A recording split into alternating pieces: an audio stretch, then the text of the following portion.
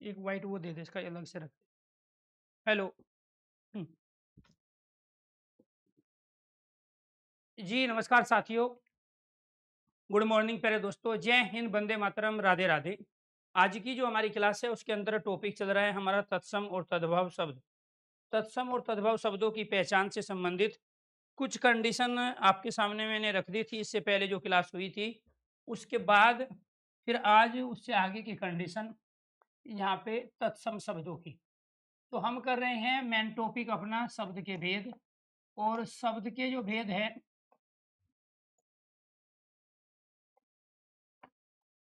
शब्द के भेद वो होते हैं चार। और इन चार भेदों में शब्द का पहला भेद होता है हमारा स्रोत, व्युत्पत्ति,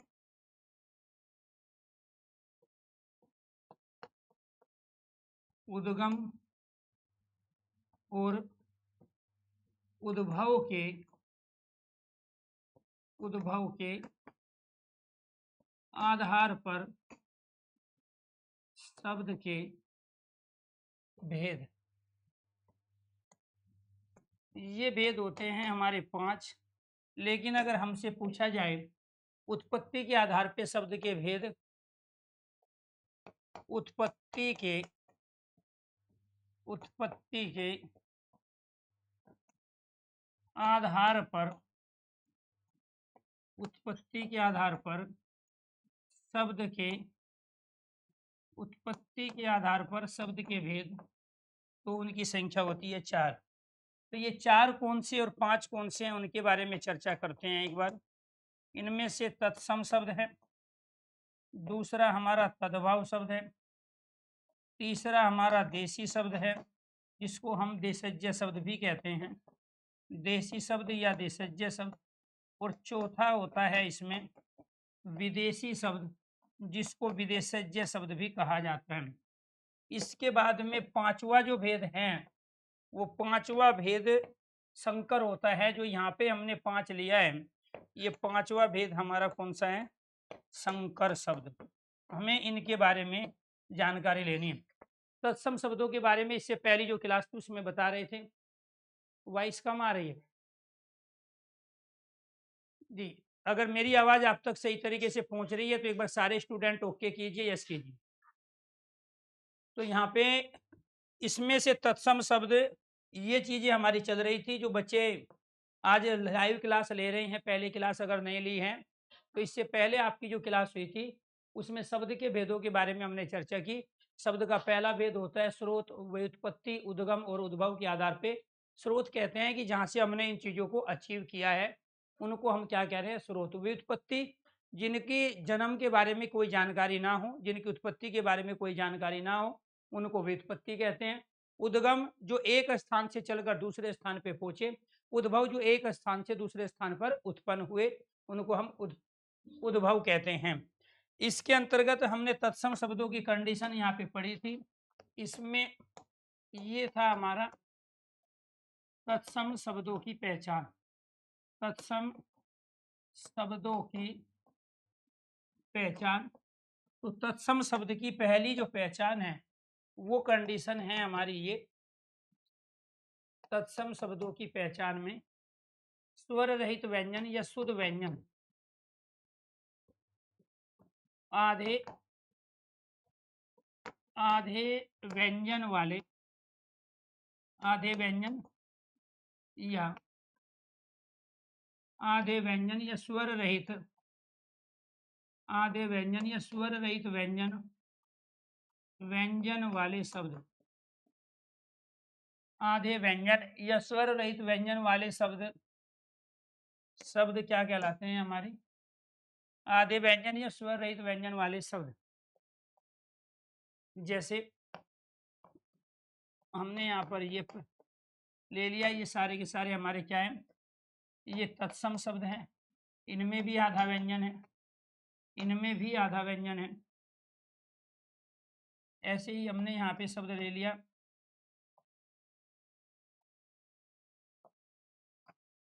अंताक्षरी, इसमें भी आधा व्यंजन है।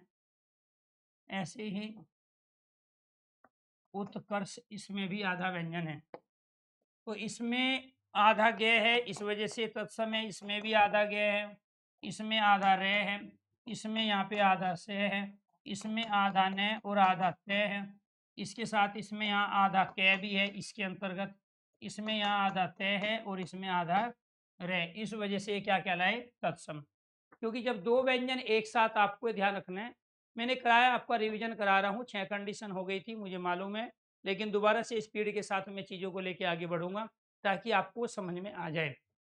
तो जब भी दो व्यंजन एक साथ होते हैं दोस्तों, उसमें आपको ये ध्यान रखना है, पहले वाला व्यंजन उसमें आधा होता है और दूसरे वाला उसमें क्या होता है? पूरा। जैसे ये जो बना है आधा गे और री से मिलके बना है, ये रे से है। ऐसे यहाँ पे आपको ध्यान रखना है, इसमें दो व्यंजन है, तो ये किससे मिलके बना है? ये आधा कै और से मिलके बना है। तो ये सारे के सारे हमारे क्या कहलाए? संस्कृत के शब्द कहलाए, तत्सम शब्द कहलाए। क्यों? क्योंकि इसमें आधा व्यंजन अर्थात स्वर रहित व्यंजन है। इसके बाद दूसरी जो कंडीशन है हमारी, वो है संयुक्त व्यंजन वाले शब्द। संयुक्त व्यंजन, संयुक्त व्यंजन, संयुक्त व्यंजन वाले जो शब्द होते हैं वो भी हमारे क्या कहलाते हैं? तत्सम। संयुक्त व्यंजन में हम इन व्यंजनों का प्रयोग करते हैं। ये जो व्यंजन होते हैं हमारे क्या कहलाते हैं? ये संयुक्त व्यंजन कहलाते हैं। संख्या में केवल 4 होते हैं, प्रयोग हम 5 का करते हैं। इससे हमने जो शब्द बना लिया वो बन गया क्षत्रिय, इससे शब्द बनाया छात्र और इससे शब्द बनाया हमने विज्ञान, जो हमें बताते हैं कि ये तत्सम शब्द है। इससे श्रीमान शब्द बनाया और इससे बना लिया हमने विद्यालय, विद्या, या फिर गद्य या पद्य। जरूरी नहीं है, मैं केवल एक एग्जाम्पल दे के आपको बता रहा हूँ। आप इनके अलावा इनका प्रयोग आप किसी भी शब्द में करोगे तो संयुक्त व्यंजन में जो पहला व्यंजन होता है वो क्या होता है? आधा होता है। क्योंकि ये जो बनता है हमारा, ये किससे बनेगा? ये आधा कै और से मिलके बनेगा, तो आप ये कह सकते हैं इसमें आधा। ये आधा तय और रे से मिलके बनता है, ये आधा जय और ये से मिलके बनता है ये वाला, और ये आधा से और रे से मिलके बनता है, और ये प्यार दोस्तों आधा दे और ये से मिलके बनता है। तो इनमें जो आधा है आपका वो कौन सा है? इसमें आधा से, इसमें आधा जय, आधा तय। तो आधा व्यंजन जहाँ होता है स्वर रहित व्यंजन, वो भी क्या कहलाते हैं? हमारे तत्सम शब्द कहलाते हैं। या फिर हम ये कहेंगे कि यहाँ पर प्यार दोस्तों इनमें संयुक्त व्यंजन का प्रयोग है, इसलिए ये तत्सम है। Condition number 3। इसके बाद में ये तैरने वाले रे से, तैरने वाले रे से बने शब्द, बने शब्द भी हमारे क्या कहलाते हैं? तत्सम कहलाएंगे। जैसे यहाँ पे हमने प्रयोग कर लिया, निर्धन शब्द ले लिया, यहाँ से ये तैरने वाला रे है, किसमें प्रयोग किया? निर्धन में प्रयोग किया, निर्दय में प्रयोग किया, निर्विरोध में प्रयोग किया, निर्विरोध। ऐसे ही हमने दुर्दशा में प्रयोग किया, दुर्दिन में प्रयोग किया, दुर्दिन, ठीक है, दुर्गम में प्रयोग किया, दुर्गम। ऐसे ही हमने अर्जुन में प्रयोग किया। ये सब क्या कहलाते हैं? तो इस तैरने वाले रे की वजह से, किसकी वजह से? ये जो तैरने वाला रे है इसको रेप वाला रे भी बोलते हैं। तो ये सबसे छोटा माना जाता है। अगर ये कहीं भी आया शब्द के बीच में अंत में, तो ये क्या कहलाएंगे? हमारे तत्सम शब्द कहलाएंगे। इसके बाद 4th कंडीशन है हमारी, री से बने शब्द। री से बने शब्द, री से बने शब्द हमारे क्या कहलाते हैं? री से बने शब्द तत्सम कहलाएंगे। जैसे फॉर एग्जाम्पल हमने यहाँ पे कृष्ण शब्द ले लिया, कृपा शब्द लिया, पितर शब्द लिया, या फिर मात्र शब्द ले लिया, मात्र शब्द, या फिर हमने पितऋण शब्द ले लिया, इसमें ये 2 हैं, पितऋण, या फिर हमने कर्ण शब्द ले लिया। एनीथिंग इसके अलावा और भी आ सकते हैं। ये जो हुआ है वो इसकी वजह से मैं इसकी बात कर रहा हूँ। ये तत्सम जो हमने पहचाने हैं ये इनकी वजह से पहचाने। इसमें 2 री है, एक यहाँ से लेके यहाँ तक है और एक दूसरा आपका यहाँ से लेके यहाँ तक, ठीक है। तो इसमें ये बड़े वाले री का प्रयोग हुआ है, एक री ये दे दिया, एक और 2 आप यहाँ पे ये री, इसमें इस वाले री का प्रयोग है। इस री का प्रयोग आप कहाँ करते हो? ऋतु में करते हो। इस री का प्रयोग कहाँ करते हो? आप ऋचा में प्रयोग करते हो। ये छोटा हिंदी का री है और ये 12वां स्वर है आपका जो संस्कृत में आप प्रयोग करते हैं। 12वां स्वर ये कहलाता है बड़े वाला री। क्योंकि संस्कृत में स्वरों की संख्या 13 होती है और हिंदी में स्वरों की संख्या कितनी होती है यार दोस्तों 11। तो ये आपको ध्यान रखना है। तो ये क्या थे, री से बने शब्द हैं ये। तो ये 4 कंडीशन आपकी हो गई तत्सम शब्दों की पहचानने की। इसके बाद पांचवी जो कंडीशन है, पांचवी कंडीशन है जिस शब्द के अंत में जिस जिस जिस शब्द के जिस शब्द के अंत में जिस शब्द के अंत में न न वर्ण हो, जिस शब्द के अंत में न वर्ण हो वो भी क्या कहलाते हैं, हमारे तत्सम शब्द कहलाएंगे। जैसे पर्यावरण, पुराण, रामायण, लक्ष्मण, विभीषण, कुंभकर्ण, इन सब के अंत में क्या है जी, न है। ऐसे ही और भी इसके अलावा है, ठीक है, रावण, तो यहाँ पर विष्णु, कृष्ण, इन सब के अंत में क्या है, न, तो इसीलिए क्या कहलाएंगे, तत्सम शब्द। इसके बाद 6 कंडीशन, तालव्य से, ये वाला तालव्य से या मूर्धन्य से, तालव्य से या मूर्धन्य से बने शब्द क्या कहलाते हैं, तत्सम कहलाते हैं। कैसे कहलाएंगे ये भी देखो जी। यहाँ पे हमने प्रयोग किया सवसुर, यहाँ पे हमने प्रयोग किया दुशासन, एनीथिंग आप और भी शब्द प्रयोग कर सकते हो।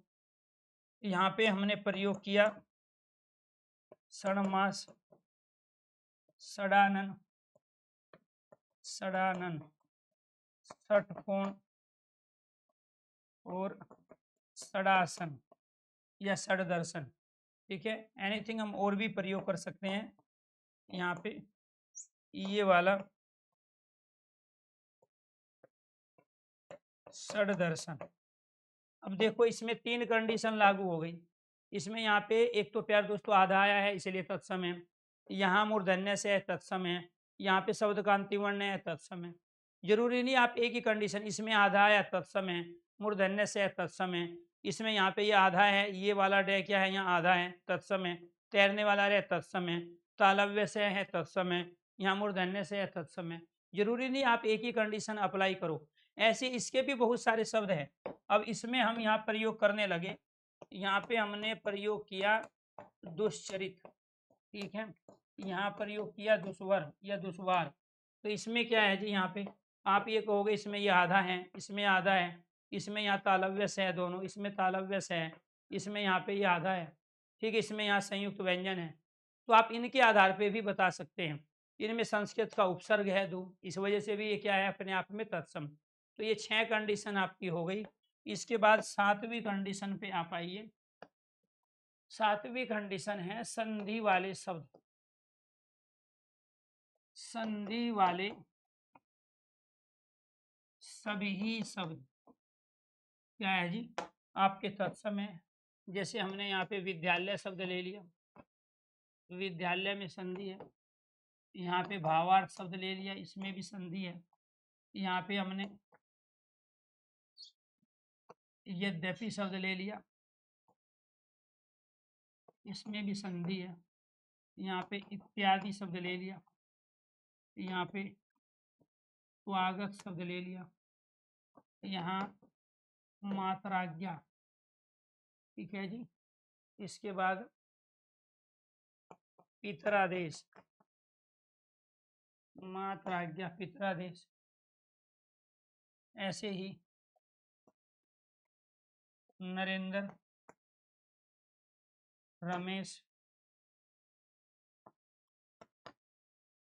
परोपकार, परोपकार, सर्वोदय, परोपकार सर्वोदय,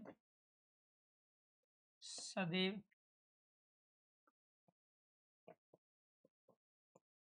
वनौषधि,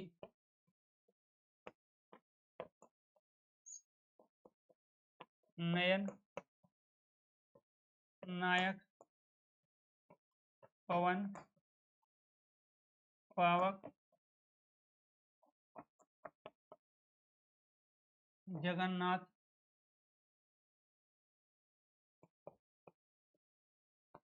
सदाचार, सदाचार, निर्धन,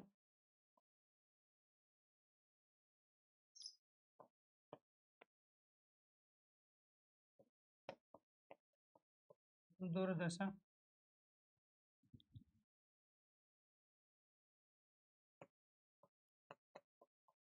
मनोज,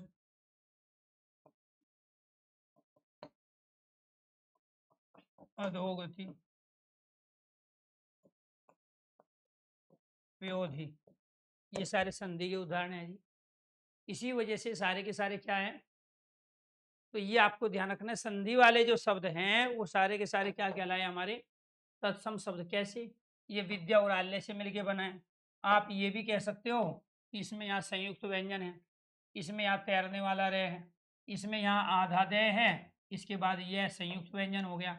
इसमें यहाँ आधा है, इसमें भी यहाँ आधा है, इसमें भी ये वाला आधा है, इसमें भी ये आधा है, ठीक है जी। इसमें भी यहाँ ये न और दय आधा है, ठीक है जी। इसमें भी यहाँ ये आधा है, वो पहले वाली कंडीशन भी लगेगी।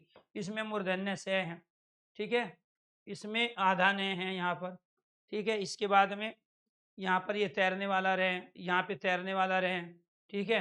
अब इनको तो आपने इससे पहचान लिया। दूसरा, इनमें सब में संधि है, तो ये विद्या और आल्य से मिलके बना है, तो दीर्घ स्वर संधि। भावार्थ, भाव और अर्थ दीर्घ स्वर संधि। यद्यपि यण संधि, बीच में यह उससे पहले आधा व्यंजन, यण संधि का उदाहरण हो गया। बीच में यह उससे पहले आधा व्यंजन, यण संधि। बीच में वह उससे पहले आधा से, यण संधि। बीच में यहाँ पे रह उससे पहले आधा, ठीक है, यण संधि। ठीक, ये भी ये यण संधि उदाहरण। बीच में रहे उससे पहले आधा, यण संधि। नरेंद्र शब्द के बिल्कुल बीचों बीच एक मात्रा है, तो एक मात्रा है, तो इस वजह से ये क्या है, ये सारे के सारे गुण संधि के उदाहरण हैं। नर और इंद्र, नर मनुष्य, इंद्र राजा, मनुष्य का राजा, तो ये यहाँ से लेके यहाँ तक क्या है आपके गुण संधि के उदाहरण। शब्द के बीच में दो मात्रा है, वृद्धि संधि। शब्द के बीच में दो मात्रा, वृद्धि संधि। नयन, नायक, पवन और पावक, यहाँ तक क्या है अयादि संधि के उदाहरण है। शब्द के बीच में यह उससे पहले पूरा व्यंजन, यह उससे पहले पूरा व्यंजन, वह उससे पहले पूरा व्यंजन, वह उससे पहले पूरा व्यंजन। शब्द तीन वर्णों से मिलके बना है। संधि में आपको पढ़ा चुका हूँ, वही कंडीशन आपको यहाँ अप्लाई करनी है। सारे के सारे एग्जाम्पल संस्कृत के हैं, इसी वजह से तत्समय। क्यों? क्योंकि पुराने दो शब्दों से मिलकर नया शब्द जहाँ बनता है निकटवर्ती वर्णों को मिला के, उसको संधि कहते हैं। अब ये पुराना शब्द किसका था? संस्कृत का। ये जो पुराना शब्द था, ये जो पुराना शब्द है विद्या, और ये वाला आल्य, ये दोनों के दोनों संस्कृत है, तो इनसे बनने वाला नया शब्द किसका होगा? तो इनसे बनने वाला नया शब्द भी संस्कृत का होगा। तो समाज में तो पहले ये शब्द थे ना आपके, कौन कौन से थे? एक तो आपका विद्या और दूसरा आल्य। तो इनसे जो भी नया शब्द बनेगा वो संस्कृत का होगा। क्यों? क्योंकि दोनों ही संस्कृत के थे। इधर से आ लिया तो ये बन गया आपका आ। तो ऐसे ही यहाँ पर ये अयादि संधि के उदाहरण, ये व्यंजन संधि के उदाहरण, जगत और नाथ, ठीक है, ये भी व्यंजन संधि के उदाहरण है। सत और आचार, निर्धन, विसर्ग संधि के उदाहरण है। ये सारे के सारे यहाँ तक निर्धन से लेके प्योधि। तो यहाँ पे क्या है, नी उपसर्ग लगा है, और यहाँ विसर्ग का परिवर्तन रह में, यहाँ पे विसर्ग का परिवर्तन रह में, यहाँ मन के विसर्ग का परिवर्तन औ में, जय संस्कृत की क्रिया है। यहाँ पे अध के विसर्ग का परिवर्तन औ में हुआ, विसर्ग संधि, और यहाँ पे पे के विसर्ग का परिवर्तन औ में हुआ है, इसलिए प्योधि बना है। क्योंकि मैं संधि आपको पढ़ा चुका हूं, इसीलिए आज ये पढ़ा रहा हूं। तो जो चीज ऑलरेडी पहले हो चुकी है उसी को आपको यहाँ इम्प्लीमेंट करके दिखाया जा रहा है। तो यहाँ तक अगर चीजें समझ में आ गई हो, तो ये सारे के सारे संधि के एग्जाम्पल है। एक पॉइंट, ये सारे के सारे संस्कृत शब्द हैं, ये सारे के सारे तत्सम हैं, क्योंकि संधि जहाँ भी होगी तो वे सारे के सारे संस्कृत के होंगे। संधि कहाँ हो रही है? दो पुराने शब्द, वे दो पुराने शब्द किसके हैं? संस्कृत भाषा के। अब उन दो पुराने शब्दों से नया शब्द जो बनेगा वो किस भाषा का होगा? संस्कृत का। तो इसीलिए राइट आंसर आपका ये तत्सम शब्द की कंडीशन बनाएंगे। इसके बाद आ जाओ आपकी 8वीं कंडीशन, ठीक है जी। संस्कृत के इनसे पहले कौन सा टॉपिक पढ़े थे आप? यही तो पढ़े थे, संधि, फिर उपसर्ग पढ़े थे आप। संस्कृत के उपसर्ग से बने शब्द, जिस भाषा का उपसर्ग होगा शब्द भी उसी भाषा का होगा। अब मान के चलो हमने यहाँ पे उपसर्ग ले लिया, एक उपसर्ग ले लिया हमने आ, इससे बना लिया आ जन्म, ठीक है जी। इससे बना लिया फिर हमने यहाँ पे एक उपसर्ग लिया हमने यहाँ अधि, तो इससे बना लिया हमने अध्यक्ष, ठीक है। फिर इसके बाद एक उपसर्ग लिया हमने यहाँ अति, इससे बना लिया हमने अत्याचार। इसके बाद में फिर हमने उपसर्ग ले लिया यहाँ पे अवमानना, तो ये किसका बन गया? संस्कृत का, ठीक है जी। ऐसे ही हमने और दूसरे उपसर्ग लिए संस्कृत के, यहाँ पे निसंदेह, तो इसमें संस्कृत का उपसर्ग ले लिया जी। ऐसे ही यहाँ पे दुस्साहस, ये भी संस्कृत का उपसर्ग है, ठीक। इसके बाद हमने यहाँ पे शब्द ले लिया प्रतिवर्ष, प्रति संस्कृत का उपसर्ग है। ऐसे ही परिक्रमा संस्कृत का उपसर्ग है, ठीक है जी, परिक्रमा। ऐसे ही प्रकाश, ये संस्कृत का उपसर्ग है। तो जिस भाषा का उपसर्ग होगा इसमें ये संस्कृत का उपसर्ग है, इसमें प्रति है, इसमें अव है, इसमें अति अधि है, इसमें आ है, इसमें नी है, इसमें दू है। इसमें कौन सा उपसर्ग है? नी। इसमें कौन सा उपसर्ग है? दू। इसमें कौन सा उपसर्ग है? अधि। इसमें कौन सा उपसर्ग है? आ। इसमें कौन सा उपसर्ग है? अति। जिस भाषा का उपसर्ग होगा शब्द भी उसी भाषा के होंगे। अगर यहाँ तक चीजें क्लियर हुई हो तो एक बार सारे स्टूडेंट ओके कीजिए, यस कीजिए। अब संस्कृत के कौन कौन से उपसर्ग होते हैं ये मैं ऑलरेडी आपको इससे पहले वाली क्लास में पढ़ा चुका हूँ। तो जिन्होंने रेगुलर क्लास अटेंड की है वो 100% चीज़ों को समझेंगे, और जिन्होंने रेगुलर क्लास अटेंड नहीं की है तो उनको दिक्कत होगी। इसीलिए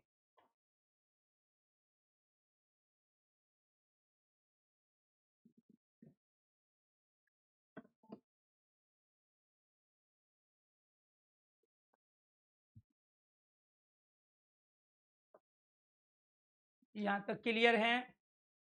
9वीं कंडीशन पे आ जाइए।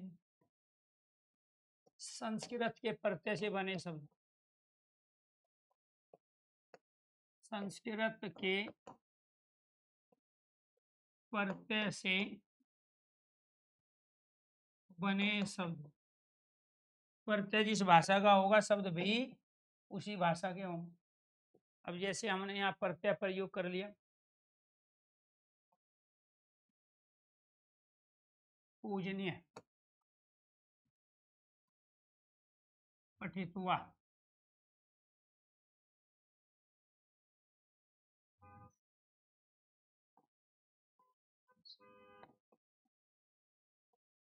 गतुआ, लिखितुम, पठत,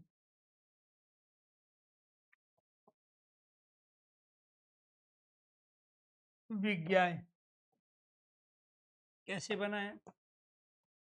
पूज संस्कृत की क्रिया और अनियर संस्कृत का फर्क, गम संस्कृत की क्रिया और कतवा संस्कृत का फर्क, लिख संस्कृत की क्रिया और तुमुन संस्कृत का फर्क है, पट संस्कृत की क्रिया और कथ संस्कृत का फर्क है, वी उपसर्ग, ज्ञा धातु और लय फर्क। अब इसमें लेयप प्रत्यय संस्कृत का है, कथ प्रत्यय संस्कृत का है, तुमुन प्रत्यय, कतवा प्रत्यय, अनियर प्रत्यय संस्कृत के हैं। जिस भाषा के प्रत्यय होंगे शब्द भी उसी भाषा के होंगे।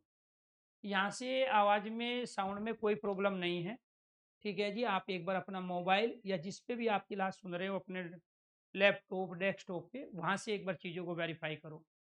जी जी,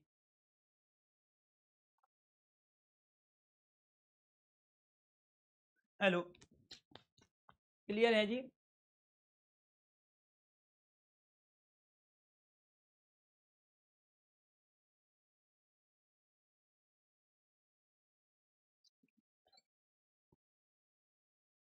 वेरी गुड।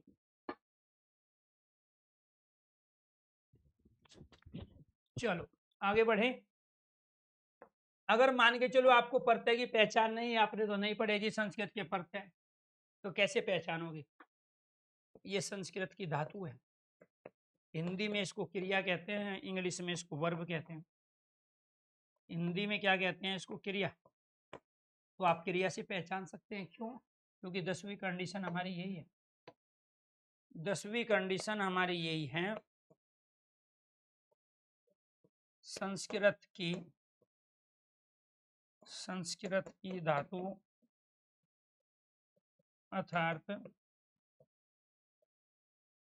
क्रिया से बने शब्द। तो ये आपको ध्यान रखना है, यहाँ पे हमने संस्कृत की क्रिया ले ली, क्रीड। ठीक है जी, तो क्रीड से क्या बनेगा? क्रीड। ऐसे ही हमने यहाँ खेल ले लिया, तो खेल से क्या बना दोगे? खिलाड़ी। ऐसे ही हमने यहाँ प्ले ले लिया, प्ले से क्या बना दोगे? प्लेयर।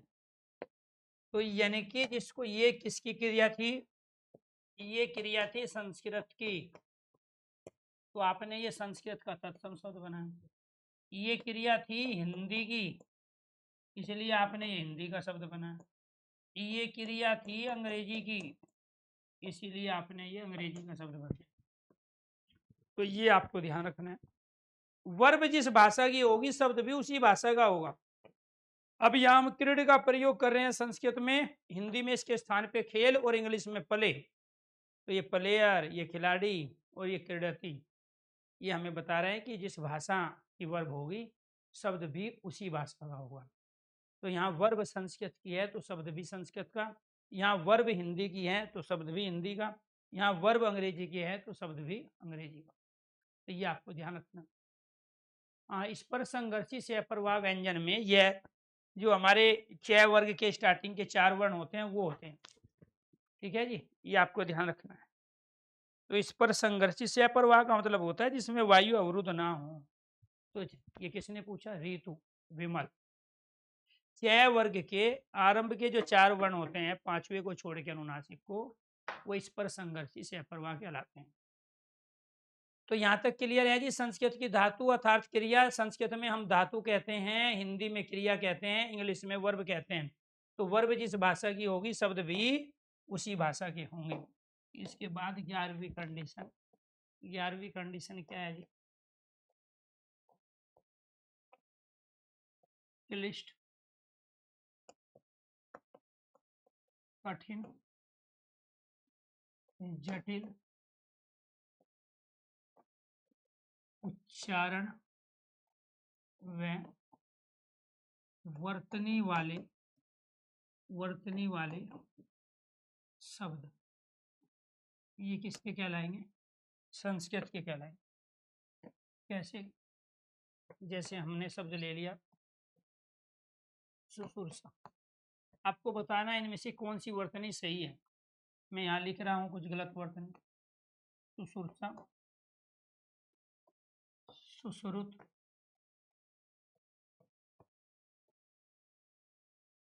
अंताक्षरी, उज्ज्वल, दुरुपयोग। आपको ये बताना है इनमें से अशुद्ध वर्तनी कौन सी है। ये आपका पहला है जी, 1 2 3 4 और 1 5। इनमें से आपको अशुद्ध वर्तनी बतानी है। कौन सी वर्तनी? अशुद्ध, गलत वर्तनी जिसको हम कहते हैं। ठीक है जी, इसमें से गलत वर्तनी। हिंदी की प्रैक्टिस से प्रिया जी, हिंदी भाई अरुण सर यूट्यूब चैनल से मेरी क्लास होगी। मैं थोड़ा सा अभी बाहर गया था, ठीक है, साउथ में, तो मैं आ गया हूँ घूम फिर के। अब आपकी कंटिन्यू क्लास यूट्यूब पे भी रहेगी और ये भी चलेगी। तो यहाँ तक अगर चीज़ें में किसी भी को भी कोई डाउट है तो अपना डाउट आप क्लियर कर सकते हैं। तो ऐसे तो वर्तनी बता रहे हैं सुश्रूषा। ठीक है, तो समय का सदुपयोग करते हुए मैं बता देता हूँ, इनमें से ये भी सही है, ये भी सही है, ये भी सही है, ये भी सही है और ये भी सही है। इनमें से कोई भी गलत नहीं है। इसी वजह से आप गलती कर रहे हो, क्योंकि आपके लिए क्लिष्ट है। क्लिष्ट का मतलब होता है जो आपके लिए बहुत ज्यादा डिफिकल्ट हो, कठिन मतलब जो बहुत हार्ड हो, जटिल मतलब उलझा हुआ हो। यानी कि ऐसे शब्द जिसका न तो आप सही से उच्चारण कर पाते हो, उच्चारण में आप गलती करते हो, और लिखते समय वर्तनी के रूप में आप उसको गलत लिखते हो, तो वे शब्द संस्कृत के होते हैं। क्योंकि संस्कृत के अंतर्गत जो वैदिक संस्कृत है, जो मंत्रों में हमने प्रयोग की, आप उनसे अर्थ भी नहीं निकाल पाते। और जो श्लोकों में प्रयोग की, जो रामायण महाभारत जो हमारे ग्रंथ लिखे गए वो श्लोक में है, और जो हमारे ऋग्वेद यजुर्वेद सामवेद अथर्ववेद लिखे गए वो मंत्र में है। तो वैदिक संस्कृत और लौकिक संस्कृत दोनों ही अपने आप में डिफिकल्ट थी, तो उनके जो शब्द है वो भी डिफिकल्ट रहेंगे। तो इसीलिए आपको ध्यान रखना है, क्लिष्ट कठिन जटिल उच्चारण व वर्तनी वाले शब्द सुसुरसा सुश्रुत अंताक्षरी उज्ज्वल और दुरुपयोग। सचिन कुमार सर, आपकी बुक कब आएगी? इसी सप्ताह आ जाएगी जी। तो मैंने एक इवेंट भी लगा दिया है हिंदी भाई और सर यूट्यूब चैनल पे। तो उस में क्योंकि आप ऑलरेडी पेड कोर्स में हो, ठीक है, तो आपको तो पहले ही बताना जरूरी है, वो किताब के लिए ही है। जो अनाउंसमेंट करेंगे उसमें वो किताब का ही करेंगे। वो किताब नहीं है, क्लास नोट्स हैं जो आप खुद बनाने लगते हो, वो काम ऑलरेडी हम कर चुके हैं आपके लिए। ठीक है, बस आपको उनसे रिवीजन करना है तरीके से। ऐसे नोट्स बने कि आप 21 दिन में हिंदी से फ्री हो सकते हो। चीज़ों को इस तरीके से रखा गया है, उसमें क्वेश्चंस नहीं है, लेकिन क्वेश्चनों की प्रैक्टिस करने की आपको आवश्यकता नहीं पड़ेगी, क्योंकि उसमें एग्जाम्पल बहुत सारे हैं। किसी भी कंडीशन को समझने के लिए, उसके लॉजिक को पूर्णतः क्लियर करने के लिए जो एग्जाम्पल दिए गए उसमें, तो उसके बाद आपको प्रैक्टिस की आवश्यकता नहीं होगी। तो क्लिष्ट कठिन जटिल उच्चारण व वर्तनी वाले शब्द हैं। सुसुरसा रोगियों की सेवा करने को कहते हैं सुसुरसा। ठीक है, सुश्रुत जो सुनने में अच्छा लगे। अंताक्षरी जो अंतिम अक्षर से शुरू हो। उज्ज्वल जिसमें कोई दाग ना हो, जो वास्तव में उजला हो, सफेद हो। दुरुपयोग जिसका बुरा उपयोग किया गया हो। अब इसमें लॉजिक क्या है जी? इसमें लॉजिक ये है कि यहाँ पे छोटे ऊ और इसमें बड़े ऊ की मात्रा आएगी। इसमें लॉजिक ये है कि ये सु उपसर्ग है, और सुश्रुत में भी यहाँ पे छोटा ऊ ही आता है। तो ये सु और श्रुत से बन के बना है। सु मतलब उत्तम अच्छा, श्रुत मतलब सुनना। तो जो सुनने में अच्छा लगे उसको सुश्रुत कहते हैं। सुश्रुत शल्य चिकित्सक के जनक भी हुए हैं। पूरी दुनिया को ऑपरेशन करना भारत के लोगों ने सिखाया। तो हमारे यहाँ एक आयुर्वेद के चरक हुए हैं, इन्होंने जड़ी बूटियों के माध्यम से गंभीर बीमारियों का इलाज किया। और दूसरे थे सुश्रुत, जिन्होंने शल्य चिकित्सा, जो पशुओं की हड्डियां टूट जाती थी, पशु जो बीमार होते थे, आमतौर पे चोट लग जाती थी पक्षियों को, तो सबसे पहले सुश्रुत ने उन्हीं वन्य जो जीव जंतु थे उन्हीं पे ऑपरेशन किया, और फिर इंसान पे। तो आज जितने भी आपको ध्यान रखना एलोपैथिक के अंदर ऑपरेशन हो रहे हैं, वो सारे के सारे उद्देश्य सुश्रुत की है। अंताक्षरी अंतिम अक्षर से शुरू होता है जो, इसमें आधा नहीं आएगा आधा तय आएगा, ये आपको ध्यान रखना है। यह के बाद आएगा, ये लॉजिक था। इसमें दोनों के दोनों जो आधे आएंगे, कोई भी पूरा नहीं होता है इसमें। ठीक है, क्योंकि ज्वल आपका मूल शब्द है, और ये बना है आपका उत और जवल से। ये मैं संधि में आपको पहले बता चुका हूँ। जो रेगुलर क्लास अटेंड करेगा वो ऑलरेडी ये सारी चीज आ चुकी है उनके आगे। दुरुपयोग के अंतर्गत ये आपका क्या है, यहाँ दूर है, और इधर आपका उपयोग है। ठीक है जी। इसमें उपयोग में चूंकि छोटा ऊ है, इसलिए यहाँ भी छोटा ऊ आएगा, बड़ा ऊ नहीं आएगा। ठीक है, अगर ये आप बड़ा ऊ दोगे तो ये गलत है, और ये छोटा ऊ आपका रहेगा तो ये आपका क्या बनेगा, सही। तो रह के साथ में, इस वाले रह के साथ में जब ये ऊ आएगा तो आपका ये बनेगा। लेकिन कई बार क्या करते हैं, दुरुपयोग को ऐसे लिखते हैं और आप उसको पहचान ही नहीं पाते। अगर ये दुरुपयोग लिखा है तो इसमें गलती ये है कि आपने इसमें बड़े ऊ का प्रयोग कर लिया, जबकि उपयोग में छोटे ऊ का प्रयोग होता है। तो ये वाला गलत है, ये वाला आपका सही है। तो इसमें क्या थे जी, सारे के सारे। तो यानी कि आपको ध्यान रखना, जिन वर्णों, जिन शब्दों का उच्चारण आप सही से ना कर पाए, जिनकी वर्तनी को पहचानना आपके लिए कठिन हो, जो आपके लिए जटिल शब्द हैं, वो संस्कृत के शब्द होते हैं। उसका रीजन ये है कि वो वैदिक और लौकिक संस्कृत के होते हैं, वो मंत्र और श्लोक वाली संस्कृत से लिए जाते हैं, इसी वजह से वो तत्समय कहलाते हैं। इसके बाद आ जाओ 12वीं कंडीशन। तो 12वीं कंडीशन क्या है जी, जिन शब्दों का प्रयोग, जिन शब्दों का, जिन शब्दों का प्रयोग, जिन शब्दों का प्रयोग आधुनिक समय में, जिन शब्दों का प्रयोग वर्तमान में, वर्तमान में कम किया जाता है, किया जाता हो, अर्थात प्राचीन शब्द, अर्थात प्राचीन शब्द, प्राचीन शब्द तत्सम होते हैं, तत्सम होते हैं। कैसे? जैसे फॉर एग्जाम्पल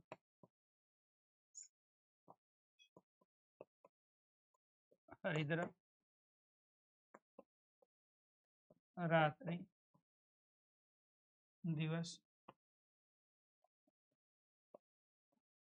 कपोर, मयूर, चषक,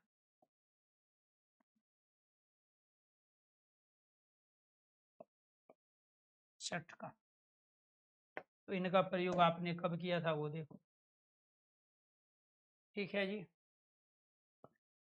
तो ये क्या है जी? ये आपका तत्सम है। इसके स्थान पे आप तद्भव क्या प्रयोग करते हो? हल्दी का प्रयोग करते हो। इसके स्थान पे रात का प्रयोग करते हो। इसके स्थान पे आज दिन का प्रयोग। ये क्या है जी आपका?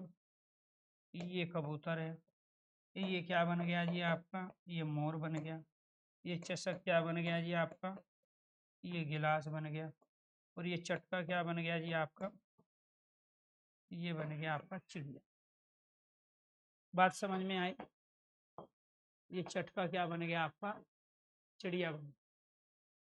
तो जिन शब्दों का वर्तमान में, जिन शब्दों का प्रयोग वर्तमान में कम किया जाता हो अर्थात प्राचीन शब्द तत्सम होते हैं। अब हरिद्रा का प्रयोग आपने पिछले 1 साल में कब किया था? हल्दी के स्थान पे किसी ने नहीं किया। रात्रि का, आप रात का, हल्दी का, दिन का, कबूतर, मोर, गिलास, चिड़िया का प्रयोग रोज कर रहे हो। लेकिन चिड़िया को आपने चटका कब बोला था? गिलास को चषक कब बोला था? इसको मयूर कब बोला था? इनको आप ऐसे भी पहचान सकते हो कि ये तत्सम है, क्योंकि इसमें 2 व्यंजन एक साथ है। इसमें भी 2 व्यंजन एक साथ है। ठीक है जी। इसके अंतर्गत यहाँ पे ये आपका मूर्धन्य से लगा है। ये आपके प्राचीन शब्द है। बाकी तो जरूरी नहीं आप एक ही कंडीशन अप्लाई करो, एक से ज्यादा कंडीशन भी इसमें अप्लाई कर सकते हैं। ठीक है, हाँ, क्लियर। तो ये सारे क्या है? जिन शब्दों का प्रयोग वर्तमान में कम किया जाता हो, ये सब तत्सम है। 12 कंडीशन हो गई। 13वीं कंडीशन पे आ जाओ। 13वीं कंडीशन क्या है? हिंदू धर्म, संस्कृति, संस्कार, संस्कार के परिचायक शब्द, परिचायक शब्द। ठीक है जी। इसके बाद देखो क्या है यहाँ पे। हिंदू धर्म में क्या है? 16 संस्कार होते हैं हिंदू धर्म में।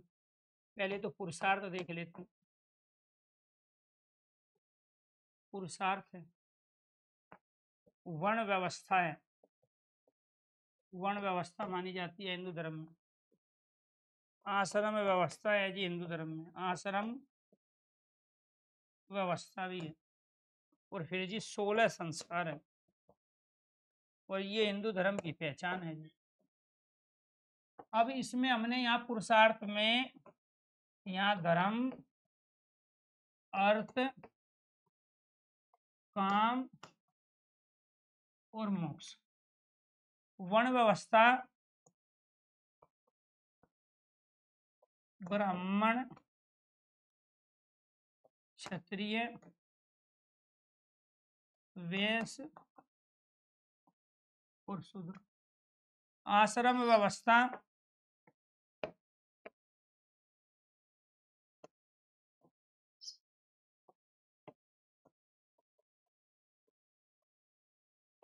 ब्रह्मचर्य आश्रम, गृहस्थ, गृहस्थ, वानप्रस्थ और सन्यास, सन्यास आश्रम। इसके बाद 16 संस्कार, पहला संस्कार गर्भाधान,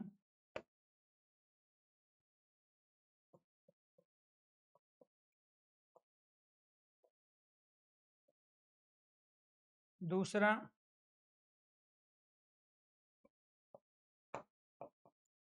उपनयन,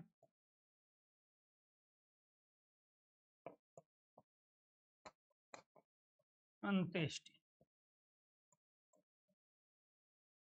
संस्कार। ये प्रथम है, ये अंतिम संस्कार है। अब ये सारे के सारे शब्द तत्सम है। क्यों? एक तो ये हमें हिंदू धर्म, संस्कृति और संस्कार का परिचय करा रहे हैं। ध्यान से सुनना बात को, ठीक है। एक तो हमें हिंदू धर्म, संस्कृति, संस्कार का परिचय करा रहे हैं, इसलिए ये सारे के सारे क्या है? तत्सम शब्द है।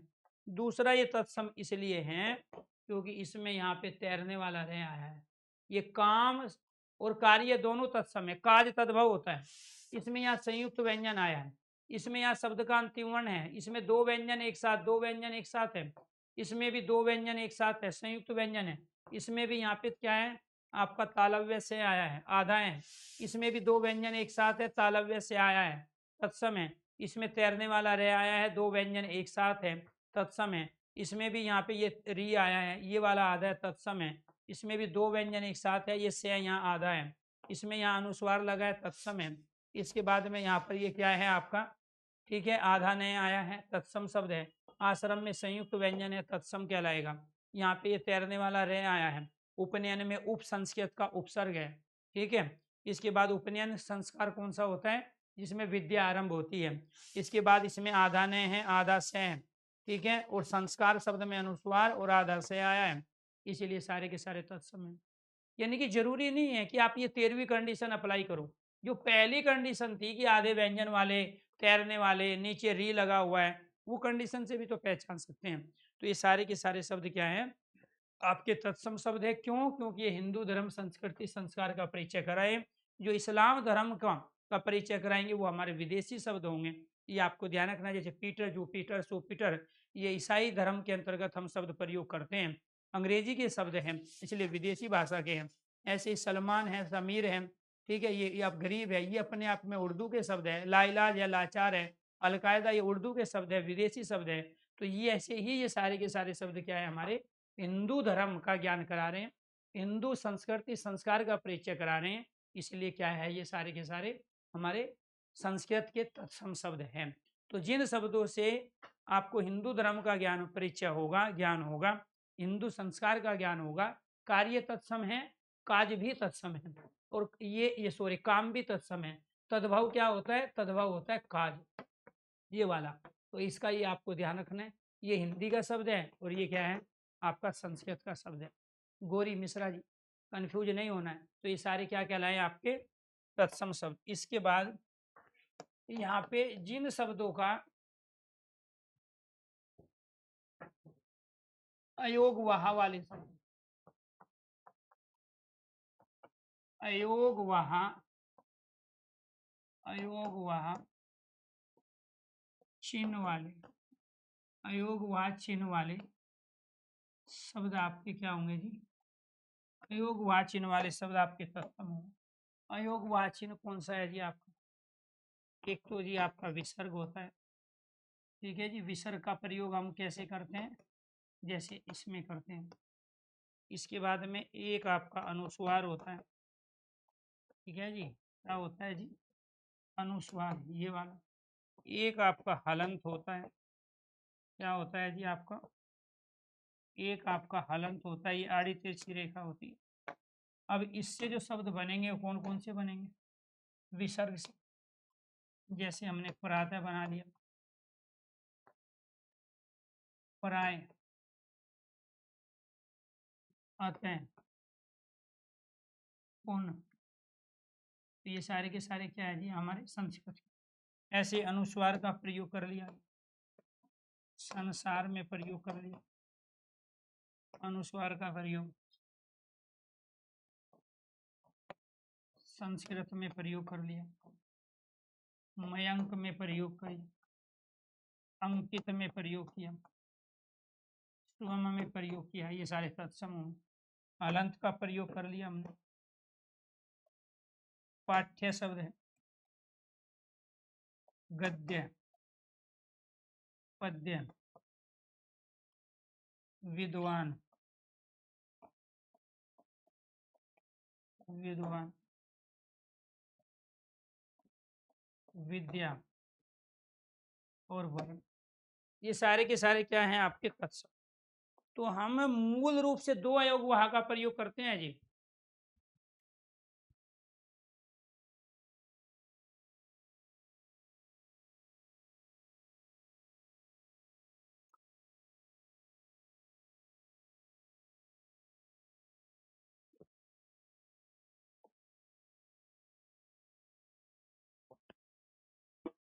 क्लियर है यहां तक?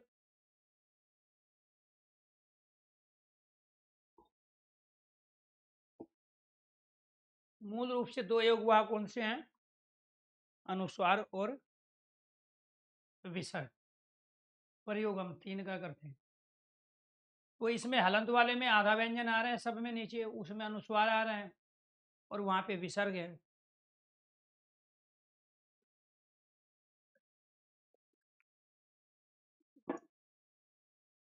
अब आपसे कोई ये पूछने लगे कि ये बताइए जो निःशुल्क शब्द है वो तत्सम है कि तद्भव, तो आप क्या कहोगे? निःशुल्क शब्द तत्सम शब्द है। आपके पास उसके लॉजिक क्या है? आपके पास उसके लॉजिक है कि इसमें यहाँ विसर्ग लगा है, आपके पास लॉजिक है इसमें नि उपसर्ग है, आपके पास लॉजिक है इसमें आपका तालव्य से है, आपके पास लॉजिक है इसमें आधा व्यंजन है। 1 2 3 और 1 4, 4 कंडीशन बता रही है, ये सब तत्सम है। ऐसे ही आपसे कोई तो ये पूछने लगे कि संस्कृत शब्द क्या है, इसमें ये री आया है तत्सम है, आधा व्यंजन आया तत्सम है, यहाँ पे प्यार दोस्तों अनुस्वार आया है तत्सम है, और दूसरा सम उपसर्ग है तत्सम है, अनुस्वार लगा है तत्सम है। तो जरूरी नहीं कि आप एक ही कंडीशन अप्लाई करो। तत्सम शब्दों की लास्ट कंडीशन क्या है जी? जिन शब्दों का कोई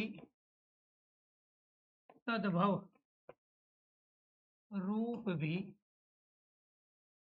हो सकता हो वो क्या कहलाते हैं? तत्सम। ये जरूरी नहीं है कि मेरा नाम अरुण है उसका तत्सम तत्सम शब्द है लेकिन उसका तद्भाव भी हो, ये सारे शब्दों का नहीं है। जैसे फॉर एग्जाम्पल हमने यहाँ पे प्रयोग कर लिया, एक शब्द मैंने यहाँ कार्य का प्रयोग किया, दूसरा मैंने यहाँ ऊष्ट का प्रयोग किया, ऊष्ट, फिर मैंने यहाँ पे गर्भ का प्रयोग किया, इसके बाद मैंने यहाँ हृदय का प्रयोग किया, ऐसे ही मैंने यहाँ प्रेम का प्रयोग किया, चटका और मेव। अब ये जो कार्य है और काम, ये दोनों के दोनों तत्सम है, लेकिन इससे जो उत्पन्न होगा वो क्या होगा? आपका कार्य तद्भव हो गया। इससे उत्पन्न क्या होगा? इससे उत्पन्न होगा ऊंट, तद्भव हो गया।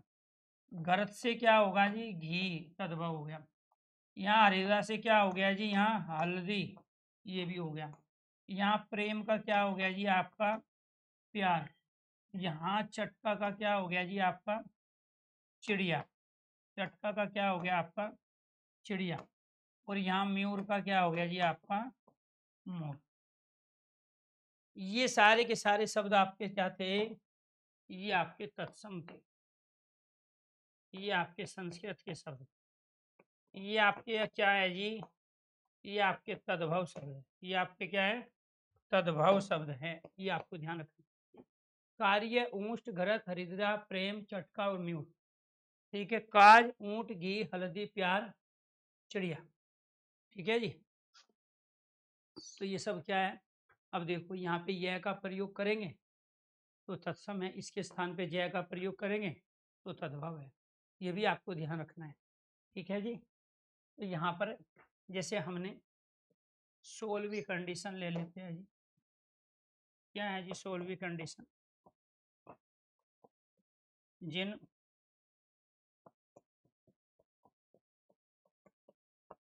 जिन शब्दों में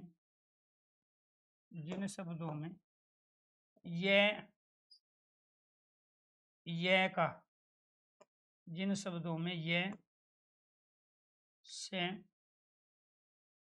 ये से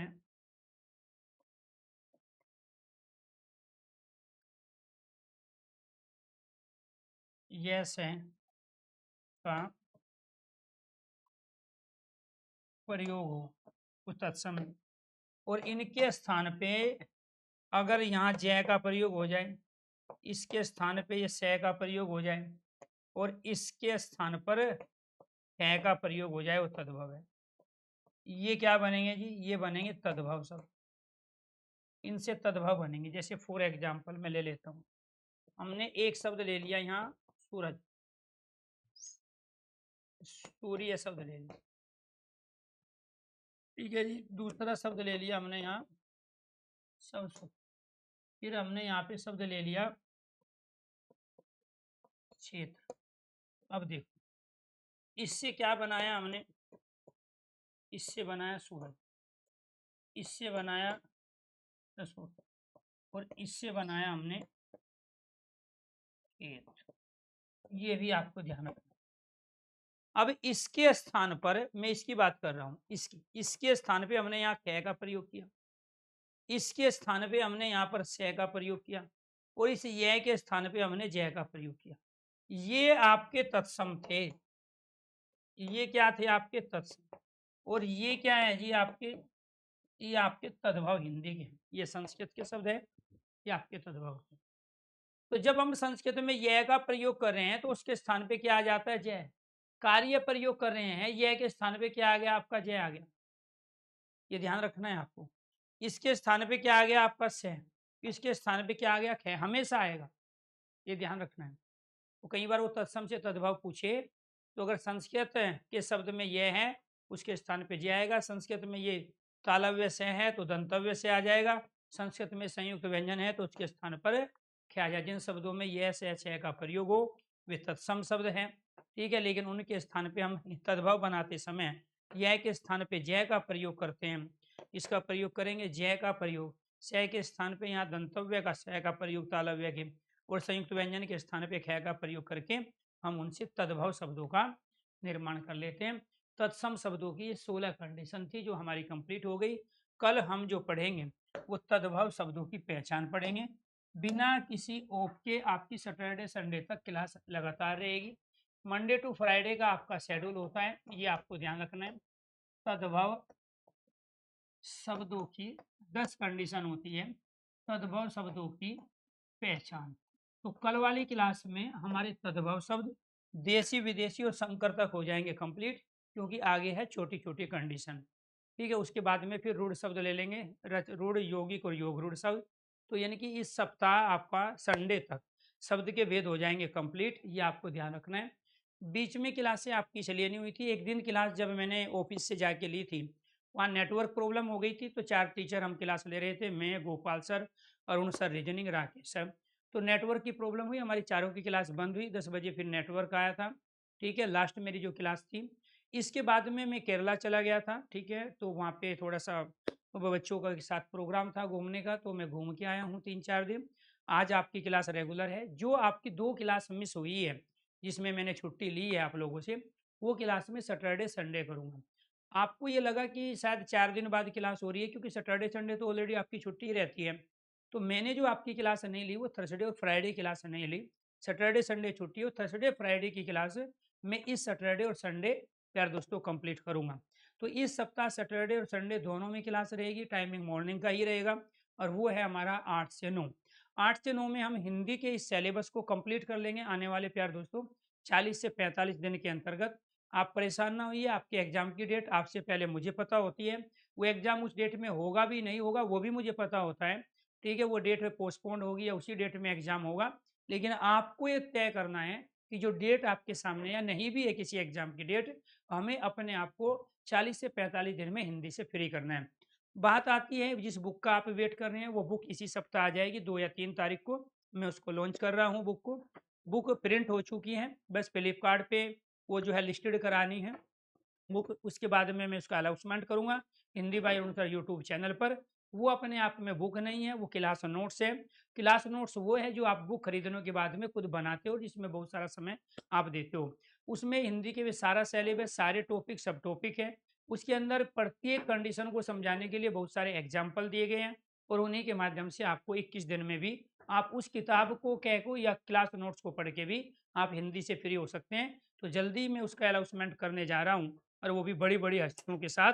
सभी साथियों को नमस्कार, धन्यवाद। तो दोबारा से फिर मिलता हूँ कल तद्भव शब्दों की पहचान के साथ। हिंदी बाय अनुसार यूट्यूब चैनल पे आपकी क्लास 9:30 बजे आज रहेगी कंटिन्यू। मैराथन क्लास लेंगे आज शाम को। सभी साथियों का धन्यवाद।